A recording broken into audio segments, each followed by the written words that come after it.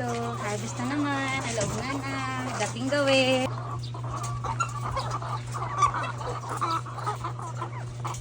Harvest na naman sa mga itlog ni Inday.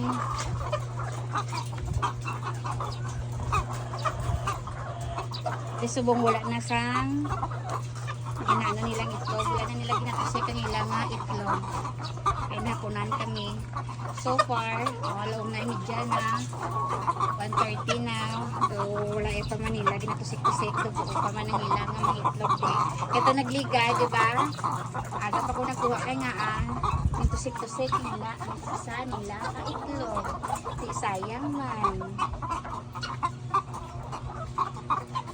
Kaya nagtaas na naman guys.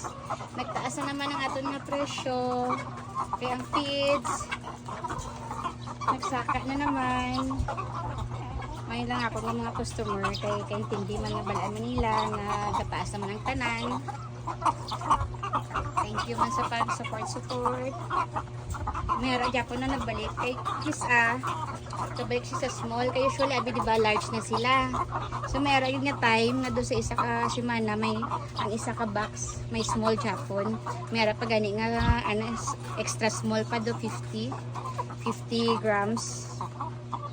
So hindi ko balaan ko nga kasi syempre mga first time pa man lang ta dire no. Nagabalik siya kay usually large. XL na gani daw gani XL pero may lagi ka time ng isa ka box ang isa ka manok so hindi taman ma-identify kung diin dire pero nag-small na lang siya layo din siya sige lang importante dahil nag-itlog ka mo dahil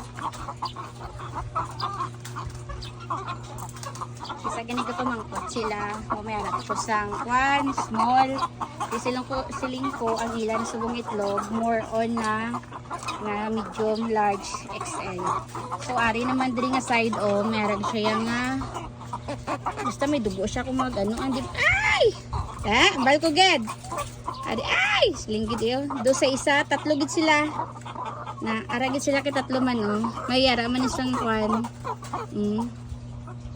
gamay man ganang ilang itlog pero gadugo